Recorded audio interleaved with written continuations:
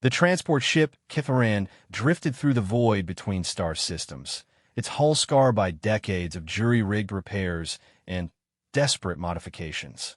Inside its cramped corridors, 317 beings from a dozen different species huddled together in what could generously be called living quarters. They were the unwanted, the exiled, the ones their respective civilizations had deemed too dangerous, too different, or too inconvenient to keep. Zarathek, a reptilian saurian with emerald scales that had long since lost their luster, pressed her clawed hands against the viewport of the observation deck. Her people had cast her out for questioning the rigid caste system that determined every aspect of their society. In the Saurian Empire, intellectual curiosity beyond one's designated role was considered a mental illness requiring immediate exile. Beside her stood Vorgon, whose massive frame spoke of his Kronak heritage. The warrior race had banished him not for cowardice, which would have earned him an honorable death, but for something far worse in their culture. He had shown mercy to defeated enemies. His battle-scarred hide bore the ritual markings of shame, carved deep by his own clan before they threw him into the void. Another dead system, Zarathek muttered, watching the distant red dwarf star that offered no habitable worlds. That's the fifth one this cycle. The fuel recyclers are running at 60% efficiency, and we're down to emergency rations again. Vorgon's deep rumble of acknowledgement vibrated through the deck plating. The ethereal collective's blockade extends further than we thought. They marked every system within 50 parsecs as forbidden to contaminated vessels. The ethereal collective had taken it upon themselves to enforce the galaxy's quarantine protocols. To the major civilizations, the Kethmoran, and ships like it were disease vectors, carrying the dangerous ideas and genetic variations that their societies had worked so hard to eliminate. The ethereals, with their energy-based forms and superiority complex, considered themselves the perfect arbiters of galactic purity. A chittering sound announced the arrival of Clixera, an insectoid hive singer whose delicate wings had been clipped short in the ritual of severance from her collective. She had committed the unforgivable sin of composing individual songs rather than harmonizing with the eternal chorus of her people. Now she could never fly properly again, a constant reminder of her isolation. The Navigation Council is meeting, she clicked in the common tongue that all exiles eventually learned. Captain Threndok wants to discuss the new sensor readings. They made their way through the ship's winding passages, past makeshift gardens where exile botanists grew whatever food they could coax from the recycled soil. Children of various species played in the corridors, their laughter a stark contrast to the grim reality of their situation. These young ones have been born in exile, inheriting the sins of their parents without ever having a chance to choose their own fate. The navigation chamber was packed with beings who represented every major civilization in the galaxy, and several minor ones. Captain Threndok, an elderly Vorthan whose crystalline skin had turned cloudy with age, stood before a holographic display showing their current position in the galactic spiral. "My friends," Threndok began, his voice carrying the weight of someone who had led exiles for over 30 standard years. "We've received word from the scout ships. The situation grows more dire. The Galactic Concordat has officially declared all exile vessels to be wandering threats to civilized order. They're offering bounties for our capture or destruction." A wave of agitated sounds swept through the crowd. Growls, chirps, and harmonic resonances created a symphony of despair that Threndok had heard too many times before. However, he continued, raising one crystalline hand, "There's something else, something unusual. Long-range sensors have detected a cluster of systems that don't appear on any galactic charts. The energy signatures are strange, primitive in some ways, yet remarkably complex in others." Zarathek felt a familiar stirring in her chest, the same curiosity that had gotten her exiled in the first place. Unknown systems could mean unknown dangers. "We've encountered hostile species before." "True," Threndok acknowledged. "But they could also mean something else. The sensor data suggests industrial activity, but not the clean energy patterns we see in collective space or the biosignatures of hive worlds. These readings show controlled combustion, electromagnetic emissions, and something the computers can't properly classify. Vorgon's scarred features twisted into what might have been hope. A new species? One not part of the Concordat's purity obsession. Perhaps. The systems are located in what the Galactic Council designated as the primitive zones over 1,000 cycles ago. Regions deemed too backwards to be worth contact or conquest. Clixera's antennae twitched with excitement. If they're primitive, they might not know about the exile protocols. They might not immediately try to destroy us. The captain nodded slowly. It's a risk. We could be jumping from the flame into the fusion core. But our alternatives are growing limited. The blockade tightens daily, and our resources dwindle. The choice is simple. Take this chance, or continue our slow death in the void. The debate that followed lasted hours. Some argued for trying to find other exile ships and forming a larger fleet.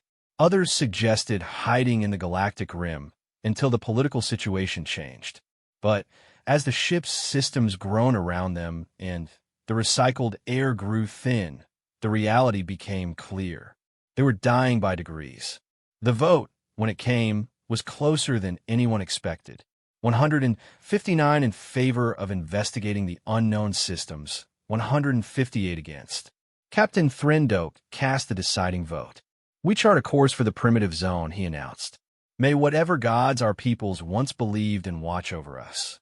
The journey took 3 weeks, during which the ship's condition continued to deteriorate. The fusion reactors, designed for a crew of 50, strained to support their population. The water recyclers produced liquid that tasted increasingly metallic, and the food synthesizers could only create basic protein blocks that satisfied hunger without providing any pleasure. But as they approached the target system, excitement began to replace despair.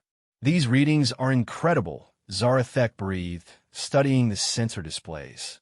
Look at this electromagnetic spectrum. They're broadcasting into space, but not the organized data streams we use. It's chaotic, almost random, yet clearly artificial. And the energy emissions, added Yethmir, a gaseous being whose containment suit allowed her to exist among solid-form species. Fusion reactors, yes, but also something else. Chemical combustion on a massive scale, but controlled. Directed. Vorgon studied the tactical displays with a warrior's eye. No void ships in the outer system. No defense platforms. Either they're very primitive or very confident. As they drew closer to the third planet from a star, the scope of what they were seeing became clear. The planet blazed with artificial light on its night side, visible even from the outer system.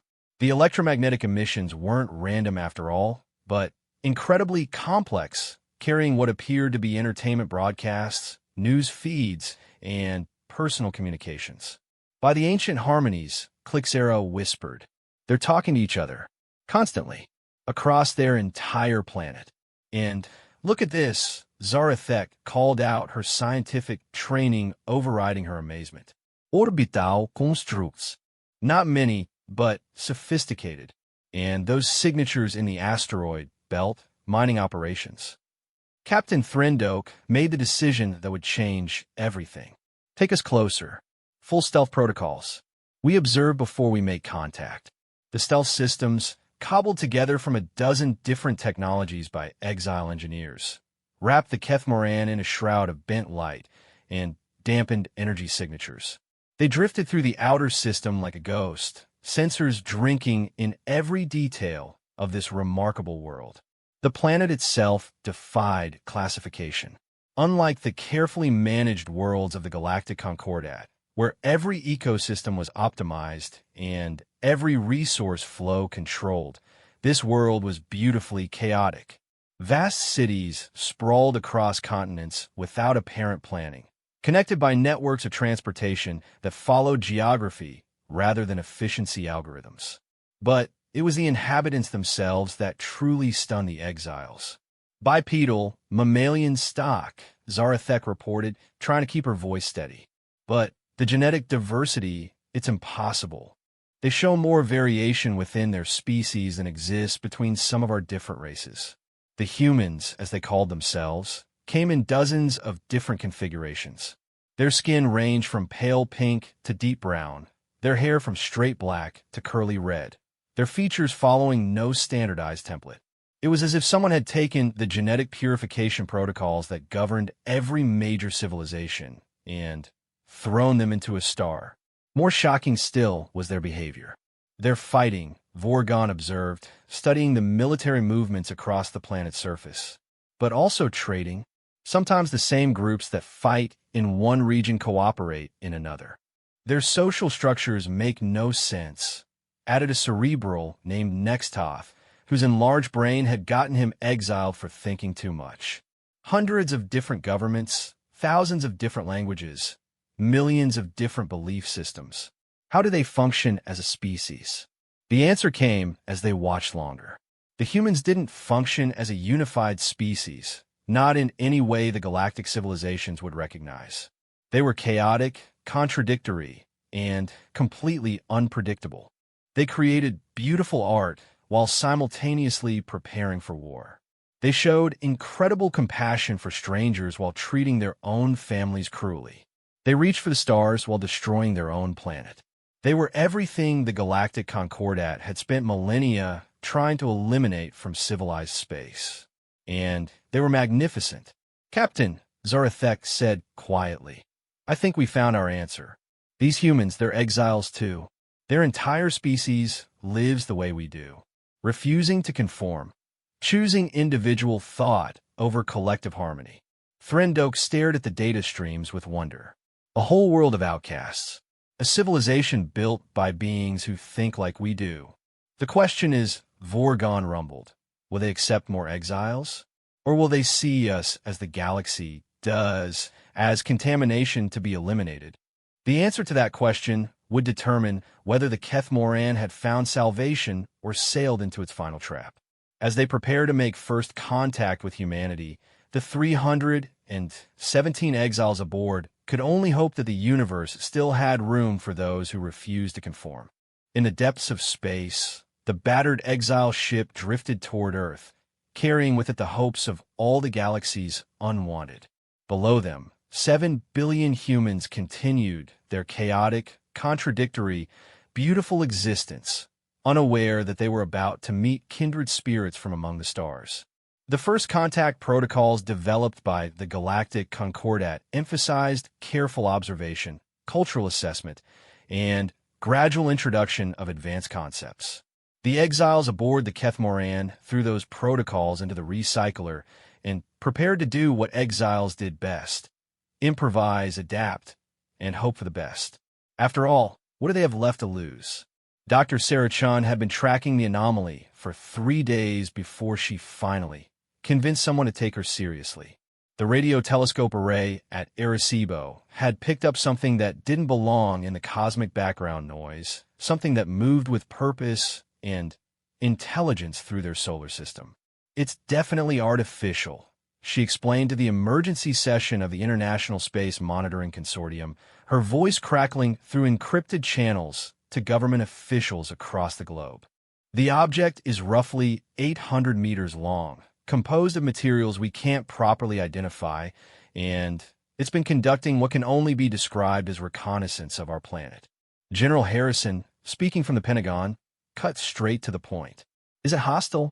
Unknown. But here's the thing that has me worried and excited in equal measure. Sarah pulled up the spectral analysis on her screen.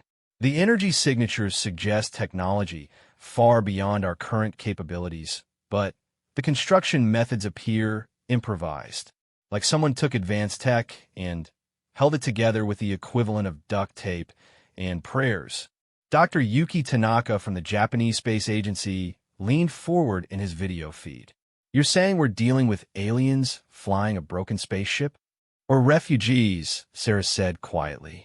The power output patterns suggest a ship running on backup systems, operating well below design capacity. Whatever they are, I don't think they're here to invade. I think they're here because they need help.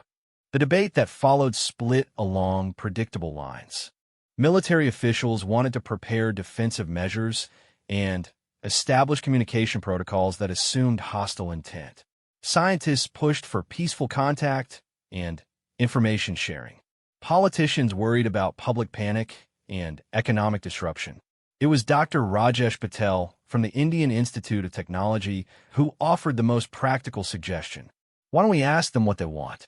If they've been watching us, they probably know we've spotted them. Send a simple mathematical sequence, wait for a response, and go from there. The decision to make contact fell to a hastily assembled international team. Within hours, every major radio telescope on Earth was aligned to broadcast a simple pattern. Prime numbers, followed by the Fibonacci sequence, followed by basic mathematical constants. The response came 6 hours later and changed everything. The aliens didn't just return the mathematical sequences. They improved them. The prime number sequence came back with notations showing more efficient calculation methods. The Fibonacci sequence was returned with recursive formulas that human mathematicians had only theorized about. And the mathematical constants came back with precision extending to hundreds of decimal places. But it was the final part of the transmission that made Sarah's hands shake as she decoded it. Mixed in with the advanced mathematics was something else. A simple pictogram showing multiple figures, clearly from different species, surrounding what appeared to be a representation of Earth. Below that, a universal symbol that even humans could recognize, a question mark. "They're asking for permission to land," Sarah whispered to her colleagues. "And they're telling us they're not alone." The world's governments had less than 12 hours to make a decision before the alien ship moved to the edge of the solar system, presumably to await an answer or prepare to leave. The emergency session of the United Nations lasted all night and ended with a vote that surprised everyone, including those who cast it. 193 nations voted to invite the aliens to Earth. 0 voted against. 3 abstained. The response transmission was simple. The same pictogram they had received, but with Earth highlighted and an arrow pointing down. The invitation had been extended. The Kethmoran landed in the Sahara Desert, chosen specifically because it was far from major population centers but close enough to infrastructure for meaningful contact. The ship's arrival was broadcast live around the world, watched by an estimated 4 billion people as the battered vessel settled onto the sand with a grace that belied its obvious wear. Sarah was part of the first contact team, standing with representatives from every major nation as the ship's cargo bay slowly opened with a hiss of equalizing atmosphere. Emergency medical teams waited nearby, along with linguists, anthropologists, and enough military hardware to level a small country. What emerged from the ship wasn't what anyone expected. The first figure to step onto Earth's surface was Captain Threndok, his crystalline form catching the desert's sunlight and fracturing it into dancing rainbows. But he wasn't alone. Behind him came a procession of beings that looked like they had stepped out of humanity's wildest science fiction dreams. Zarathek's emerald scales gleamed as she walked with careful dignity across the sand. Vorgon's massive frame cast shadows that made the military escorts nervous until they saw his careful, almost gentle movements. Clixera's clipped wings caught the wind as she tried to hover, creating a sound like distant music. But it was what they carried that truly captured human attention. In their hands were gifts, not the advanced technology that first contact protocols usually envisioned, but simple, personal items. Vorgon carried a sculpture carved from asteroid rock, depicting 2 figures of different species standing together. Clixera held a collection of seeds from a dozen different worlds, carefully preserved in crystalline containers. Zarathek brought books, or the alien equivalent, filled with stories and poems from across the galaxy. Captain Threndok approached the human delegation and stopped 10 meters away. When he spoke, it was in halting English, clearly learned from monitoring their broadcasts. "Greetings, people of Earth. We are the unwanted, the cast out, the ones who do not fit." He paused, searching for words. "We come not to conquer or to change. We come to ask if there's room in your chaos for a little more chaos. Dr. Sarah Chun stepped forward, her heart pounding. As the lead xenolinguist for the team, first contact literally fell to her. But instead of following the careful protocol she had memorized, she found herself speaking from the heart. "Welcome to Earth," she said simply. "We're pretty good at chaos here. I think we can make room for more." What followed wasn't the careful, structured exchange that every first contact scenario had envisioned. Instead, it was beautifully, chaotically human. Within hours, news crews from around the world had descended on the landing site. Social media exploded with theories, memes, and conspiracy theories. The aliens found themselves surrounded not by cold government officials, but by curious humans offering everything from bottled water to local delicacies to friendship bracelets made by school children. Vorgon, who had been feared as a warrior by his own people, found himself gently accepting a teddy bear from a small girl who had somehow escaped the security perimeter. The image of the massive alien cradling the tiny stuffed animal became the most shared photograph in human history. Clixera discovered that her musical abilities, which had gotten her exiled from the Hive Singers, made her an instant celebrity among human musicians. Within days, she was collaborating with Earth's composers, creating hybrid songs that mixed alien harmonics with human melodies. Zarathek's scientific curiosity, which had been seen as dangerous rebellion by the Saurian Empire, was welcomed with open arms by human researchers. She found herself giving lectures to packed auditoriums, sharing knowledge that advanced human understanding of physics by centuries while learning about human approaches to problems her people had never considered. But it was the reaction of ordinary humans that truly amazed the exiles. "You don't understand," Dr. Chun explained to Captain Threndok as they walked through the temporary camp that had sprung up around the landing site. "You said you're the unwanted, the ones who don't fit. But that's most of us. Human history is filled with people who were cast out, who didn't conform, who asked the wrong questions or believed the wrong things." She gestured to the crowd of humans mingling with the aliens. "That woman there? Her great-grandparents fled religious persecution. That man? His family escaped political oppression. The teenager taking selfies with your engineer? Her ancestors were brought here as slaves and had to fight for centuries just to be treated as human." Threndok's crystalline features shifted in what might have been wonder. "Your entire species are refugees." "In a way, yes. We're all the descendants of people who left somewhere else, or were forced to leave, or who were told they didn't belong. The difference is that we learned to make belonging for ourselves." The cultural exchange that followed was unlike anything in recorded history. The exiles shared technologies that could revolutionize human civilization: clean energy systems, medical advances, and manufacturing techniques that could end scarcity. But more importantly, they share their stories. Each exile had a tale of refusing to conform, of asking questions their societies didn't want asked, of believing in ideas their civilizations had rejected.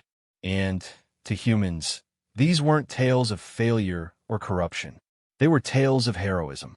You questioned a caste system that decided your entire life based on genetics. Dr. Patel asked Zarathek during one of their many conversations. "We spent centuries fighting similar systems. You're not an outcast for that. You're a freedom fighter. You showed mercy to defeated enemies," a military historian asked Vorgon. "We have medals for that here. It's called honor. You wanted to create individual art instead of following collective patterns." A music professor asked Clixera. "That's not mental illness. That's what we call genius." The revelation that human values aligned so closely with the reasons for the aliens' exile sent shockwaves through both species. For humans, it confirmed that their chaotic, individualistic nature might actually be a strength rather than a weakness. For the exiles, it offered something they had never expected to find again: a home. But perhaps the most profound moment came when Captain Threndok addressed the United Nations General Assembly, speaking to the gathered representatives of humanity's fractured, argumentative, beautifully diverse civilization. "My people measure success by conformity," he said, his words translated into dozens of languages. By how well individuals fit into predetermined roles, how closely they follow established patterns, how little trouble they cause for existing systems. By those measures, we aboard the Kethmoran are the greatest failures in galactic history. He paused, looking out at the sea of human faces. But you measure success differently. You value innovation over conformity, questions over answers, growth over stability. By your measures, we are not failures at all. We are pioneers. The standing ovation lasted for 17 minutes. As the weeks passed, it became clear that the Kethmoran wasn't just making first contact. It was making first family. The exiles began to understand that they hadn't found just a place to hide from galactic persecution. They had found a species that shared their fundamental values, a civilization built by beings who understood what it meant to be different. And for humanity, the arrival of the exiles offered something equally precious, proof that their chaotic, argumentative, beautifully diverse way of life wasn't just viable, it was valuable enough that beings from across the galaxy would risk everything to be part of it. The galaxy had banished its best and brightest for refusing to conform. Earth welcomed them with open arms. 6 months after first contact, the small settlement of New Haven had grown into something unprecedented in galactic history. The first truly multi-species colony built on principles of voluntary integration rather than conquest or absorption. Located in the Australian outback, far enough from major cities to avoid overwhelming curious tourists, but close enough to infrastructure for practical development. New Haven represented humanity's first attempt at building a truly inclusive society. Dr. Sarah Chun stood atop the central communications tower, looking out at the remarkable sight below. Dome structures designed by Vorthan engineers rose beside human-style, rectangular buildings. Gardens laid out according to Hivesinger principles of natural harmony grew next to experimental plots where human botanists tried to adapt alien crop species. Children of various species played together in the central plaza, their laughter creating a polyglot symphony that would have been impossible anywhere else in the galaxy. The integration is proceeding faster than anyone predicted, she reported to the UN Oversight Committee via secure link. We're seeing technological advancement rates that exceed our most optimistic projections, while social cohesion remains remarkably stable. What she didn't mention in her official report was the magic happening on a personal level. Vorgon had become something of a legend among human children, who had discovered that despite his fearsome appearance, he was incredibly gentle and patient. He spent his afternoons teaching Earth kids games from his homeworld, while they taught him about football, chess, and the fine art of making paper airplanes.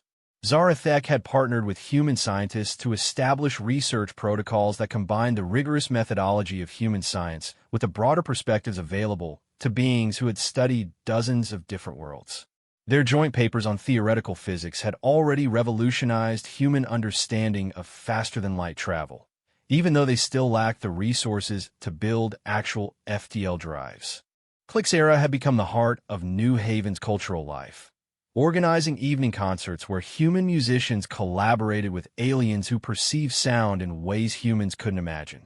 The music they created together defied classification, but somehow spoke to listeners across species barriers. But perhaps the most significant development was the arrival of the second wave. They're calling it the Great Awakening, Captain Threndok explained to Sarah as they watched another exile ship descend toward the landing field.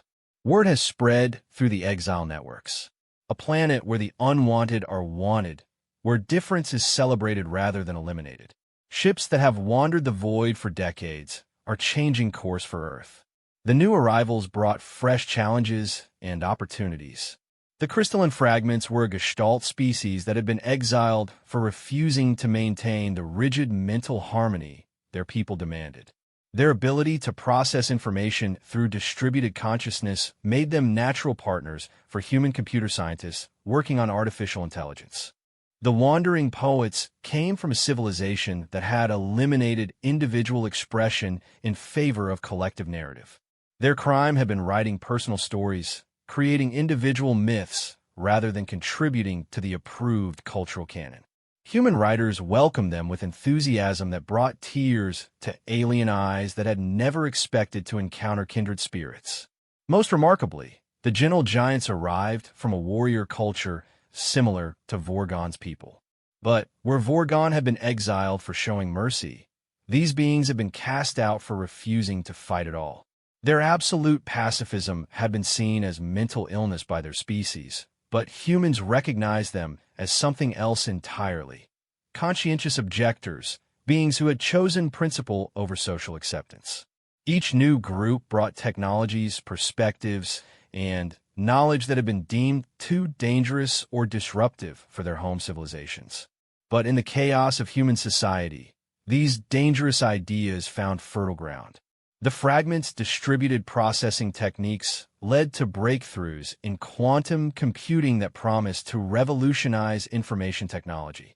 The wandering poets' individual storytelling methods inspired new forms of literature and entertainment that captivated human audiences. The gentle giant's philosophy of conflict resolution through understanding rather than force became the foundation for New Haven's remarkably effective governing council. But it was the arrival of the Shadow Dancers that truly tested humanity's commitment to acceptance. The Shadow Dancers had been exiled from their civilization for the most serious crime imaginable in their culture. They had chosen to become visible. Their species existed primarily in dimensions adjacent to normal space-time, interacting with the physical universe only when absolutely necessary. But the Shadow Dancers had deliberately chosen to manifest in normal space, to experience physical existence despite their people's taboos. To humans, they appeared as vaguely humanoid figures composed of shifting darkness and starlight, beautiful and ethereal. But their very presence caused electronic equipment to malfunction, made some humans feel uneasy, and challenged basic assumptions about what constituted normal existence. "They're afraid of us," Elder Kethvar communicated to the human liaison team through complex patterns of light and shadow. "Your people welcome strangers with different bodies, different thoughts, different ways of being. But we are different in ways that touch reality itself. How can you accept beings whose very existence challenges the laws of physics as you understand them?" Dr. James Wright, the theoretical physicist who had volunteered to work with the Shadow Dancers, laughed despite himself. "You're asking humans to accept that the laws of physics are more flexible than we thought? Have you met us? We spend half our time trying to break the laws of physics, and the other half arguing about whether they're really laws at all." The integration of the Shadow Dancers required innovations that stretched both human and alien understanding. Special zones in New Haven were designed with adaptive reality fields that allowed beings from different dimensional phases to interact safely. Communication protocols were developed that translated concepts between three-dimensional and multidimensional thought patterns. But the real breakthrough came when human children, displaying the remarkable adaptability that had made their species such successful colonizers of diverse environments, began playing games that incorporated Shadow Dancer dimensional shifting. What alien adults had seen as an unbridgeable gap between different types of existence, human children treated as just another interesting way to play hide and seek. "They're teaching our young ones games we never imagined," Elder Kethvar communicated to the Settlement Council, patterns of amazement flickering through their form. "Your children see our nature not as alien or frightening, but as wonderfully different. They're showing us that existence itself is a game with infinite rules." As New Haven grew, so did its impact on both human civilization and the galaxy at large. The settlement had become a beacon for exiles from across the spiral arm, but it had also attracted attention from forces that preferred the galaxy's outcasts to remain cast out. "We're receiving transmissions from the Ethereal Collective," Captain Threndoke reported during a particularly tense council meeting. "They're displeased with our activities here." The message, when decoded, was brief and ominous. The contamination spreads. Primitive species corrupted by dangerous elements. Cleansing action may be required. Sarah felt a chill despite the warm Australian evening. Are they threatening us? The collective doesn't make threats, Zarathek explained, her scales shifting to darker hues that indicated stress. They make pronouncements. When they decide something is a contamination that must be cleansed, they act. Vorgon's massive frame tensed in a way that suggested his warrior training hadn't been entirely overcome by his gentle nature. How much time do we have? Unknown. The collective moves slowly, but when they move with overwhelming force. They've sterilized entire systems they deemed corrupted. The threat from the ethereal collective forced New Haven to confront a question that every growing civilization eventually faced. How do you defend your way of life without becoming the thing you're defending against? The answer came from an unexpected source. We don't fight them, suggested Dr. Lisa Park, a human anthropologist who had been studying the cultural patterns of the various exile species. We invite them.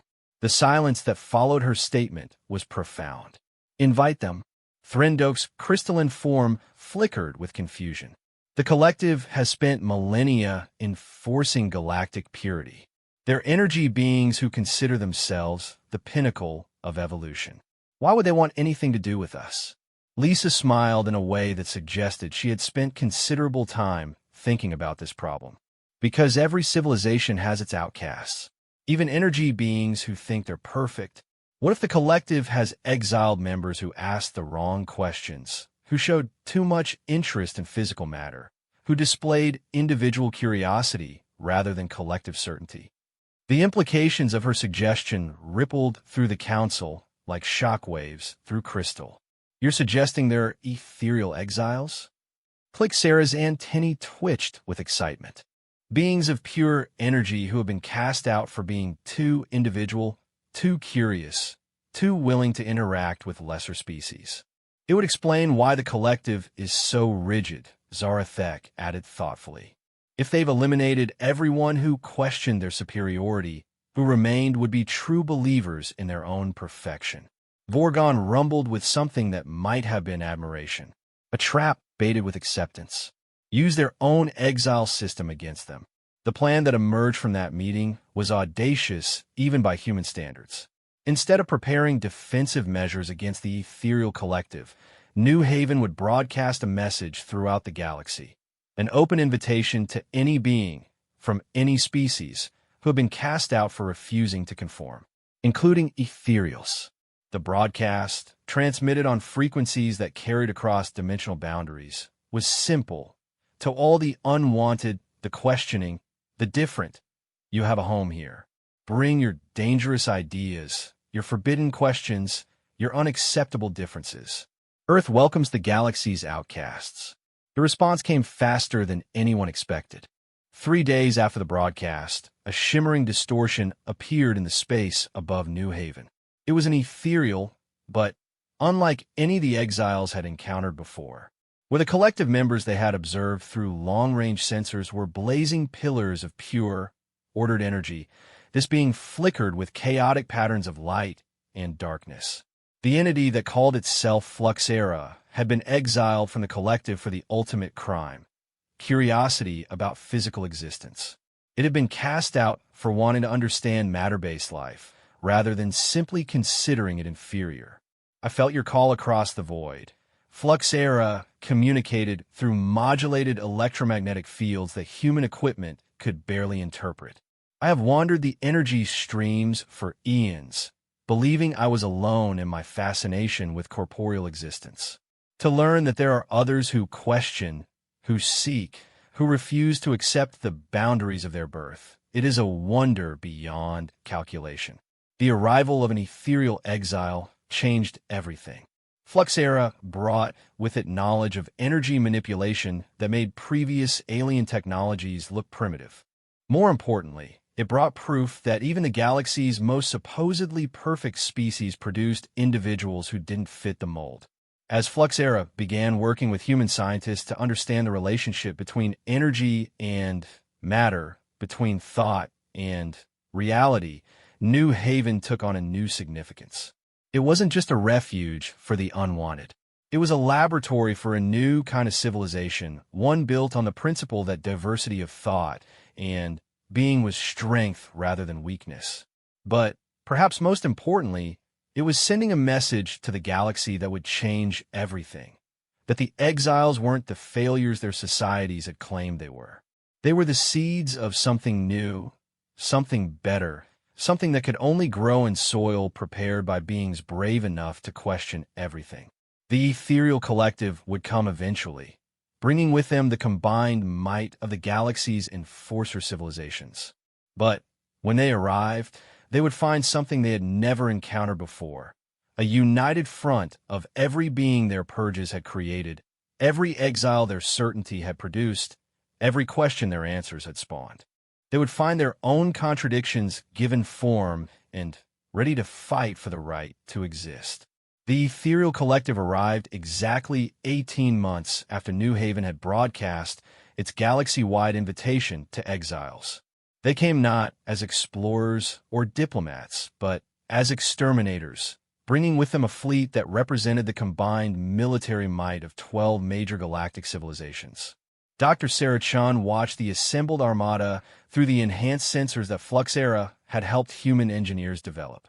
300 ships of various designs hung in space beyond Pluto's orbit, their combined firepower sufficient to crack planets. At their center, a massive construct of pure energy that could only be the collective's flagship pulsed with power that made the sun look like a candle. "They're not here to negotiate," she reported to the hastily assembled War Council. "Energy signatures indicate weapons charged and ready. They mean to end this before it can spread further." New Haven had changed dramatically in the months since Fluxera's arrival. The settlement had grown into a sprawling city that defied conventional architecture, where buildings designed by dozens of different species rose in harmony that somehow worked despite breaking every rule of urban planning. The population had swelled to nearly 50,000 as exile ships continued to arrive from across the galaxy. More importantly, New Haven had become the center of a revolution in thinking that was spreading across human space and beyond. "The transformation isn't just technological," reported Dr. Amara Singh, who had been studying the social impacts of the exile integration. "We're seeing fundamental changes in how humans approach problems. The diversity of perspectives has accelerated our development beyond anything we could have achieved alone." The evidence was overwhelming. Human medicine had advanced centuries and months through collaboration with exile healers who understood biology from perspectives no single species could achieve. Engineering projects that would have taken decades were completed in seasons by teams that combined human innovation with alien precision and creativity that transcended individual species limitations. But perhaps most significantly, humanity had begun to think of itself differently. The species that had spent millennia fighting over differences in skin color, religion, and nationality had suddenly gained perspective on what diversity really meant. When your neighbor might be a crystalline entity from another dimension or a sentient gas cloud with philosophical insights, human differences seem not just trivial, but valuable in their subtlety. "The paradox is beautiful," Fluxera had observed during one of their regular discussions with Sarah. "Your species spent so much time fearing small differences that you were perfectly prepared to embrace large ones. You had already learned the hard lessons about diversity that most civilizations never master. Now that hard-won wisdom will be tested." Captain Threndok stood before the assembled representatives of New Haven, his crystalline form reflecting the lights of dozens of different species gathering places. Behind him, the council included beings that no galactic civilization had ever imagined working together. Humans and exiles, matter and energy, individual and collective consciousness, all united by their refusal to accept that conformity was the price of peace. "My friends," Threndok began, "we face the same choice our peoples faced when they cast us out: conform or be destroyed. The collective offers us one chance to surrender, to disperse peacefully, and return to wandering the void as isolated outcasts." Vorgon's massive frame shifted as he stepped forward. "And what does your human expression say about this? When someone offers you a deal that sounds too good to be true?" Sarah smiled despite the gravity of the situation. It usually is. The collective doesn't negotiate, added Zarathek, her scales shimmering with determination. They're offering us the chance to surrender because they believe it's inevitable. They've never encountered united resistance to their authority. Click Sarah's antennae twitched with something between fear and excitement. They don't understand what we've built here. They see contamination spreading, dangerous ideas taking root. They can't comprehend that diversity might be strength rather than weakness. The debate that followed wasn't about whether to resist, but how. The assembled exiles represented knowledge and technology from across the galaxy, but they faced an enemy that controlled the resources of entire civilizations. It seemed like an impossible fight, until Dr. Marcus Webb, a human quantum physicist who had been working with the Shadow Dancers on dimensional theory, stood up with a gleam in his eye that Sarah had learned to associate with breakthroughs that changed everything. "We're thinking about this wrong," he announced. "We're trying to fight them on their terms with ships and weapons and conventional tactics. But what if we fight them with what we do best? Which is," Threndok asked, "being impossible to categorize." The plan that emerged from the next 36 hours of intense collaboration was so audacious that it bordered on insanity. But, as Fluxera pointed out, insanity was often just sanity that hadn't been properly understood yet. Instead of meeting the collective's fleet with military force, New Haven would respond with something the rigid galactic civilizations had never learned to counter: pure, chaotic creativity. The first phase began with what appeared to be a complete surrender. Sarah Chun, acting as humanity's representative, transmitted an unconditional capitulation to the collective fleet. "We acknowledge the authority of the Galactic Concordat," she broadcast on all frequencies. "We request permission to present our case to the collective leadership before accepting dispersion." The response came in the form of a single ship detaching from the fleet, approaching Earth under the protection of energy shields that could deflect anything in humanity's arsenal. The ship itself was a marvel of collective engineering. Smooth, perfect, utterly without the chaotic modifications that characterized exile vessels.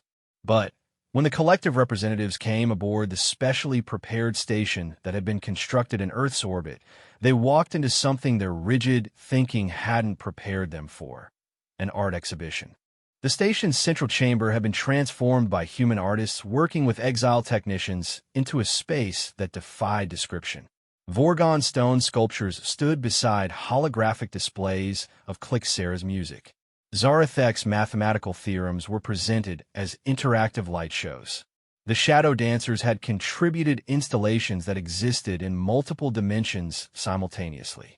But it was Fluxera's contribution that truly stunned the collective delegation. The ethereal exile had created a display of pure energy that told the story of galactic civilization from the perspective of those who had been cast out.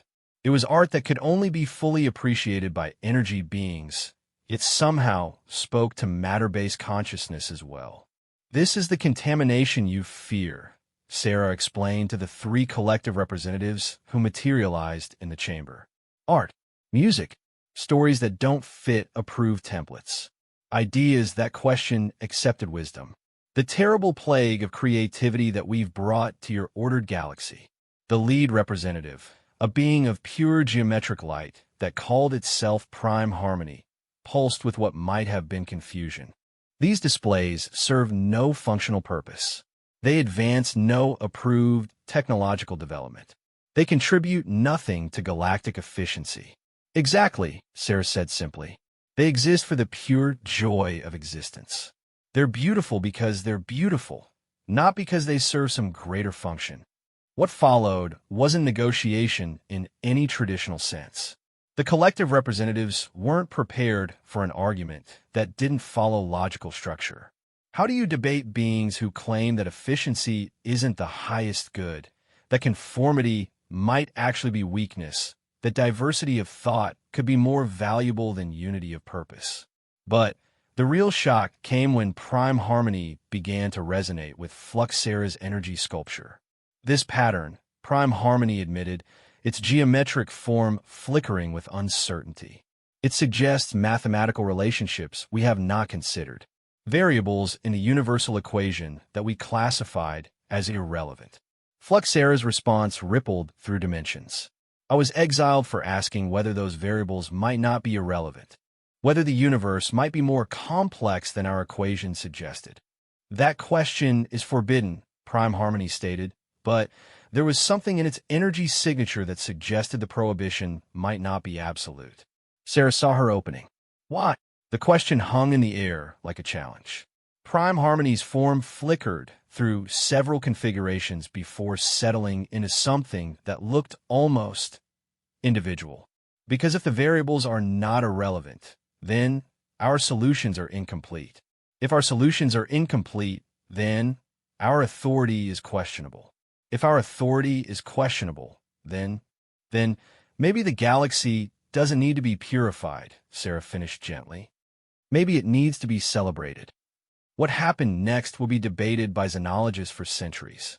Prime Harmony, a being that had existed for millennia as part of a collective consciousness dedicated to galactic purity and order, experienced something that its species had eliminated eons ago: doubt. And in that moment of doubt, individuality flickered to life. Prime Harmony began, then stopped. The pronoun itself was forbidden in collective communication. I have questions that the collective does not permit. The other two representatives immediately began broadcasting alarm signals back to their fleet. But it was too late. The contamination the collective had come to eliminate was already spreading through their own ranks. Within hours, the perfect unity of the collective fleet began to crack. Individual ships broke formation as their crews experienced something they had never been allowed to feel: curiosity about perspectives different from their own. The revolution that followed wasn't fought with weapons or force. It was fought with ideas, with questions, with the simple proposition that maybe the galaxy's greatest strength wasn't its uniformity, but its potential for infinite diversity. Some ships fled back to the galactic core, carrying warnings about the terrible contagion of individuality that had infected the collective itself. But many remained, their crews eager to experience what they had never been allowed to explore: the chaos and beauty of thinking for themselves. New Haven welcomed them all. 5 years later, Dr. Sarah Chun stood once again on the observation deck of what had once been a settlement for exiles and had become the capital of something entirely new: the Free Systems Alliance. Ships from across the galaxy came and went freely, carrying refugees from conformity, artists seeking new forms of expression, scientists pursuing forbidden questions, and philosophers exploring ideas that had been deemed too dangerous for civilized society. The galaxy is changing, she told the latest group of visitors, a delegation from the Hivesinger Collective who had come to study how individual and group consciousness could coexist. Not because we conquered anyone, not because we imposed our will, but because we offered something that beings across the galaxy had been hungering for without knowing it: the right to be different. The transformation hadn't been without challenges. Some civilizations had chosen to reinforce their borders rather than risk contamination by dangerous ideas. Others had split between those who embraced change and those who rejected it. The galaxy was more fractured than it had been in millennia. It was also more alive. Art, music, literature, and scientific innovation flourished in ways that hadn't been seen since the early days of galactic civilization. Questions that had been forbidden for centuries were being explored openly. Technologies that had been suppressed because they didn't fit approved paradigms were revolutionizing life across hundreds of worlds.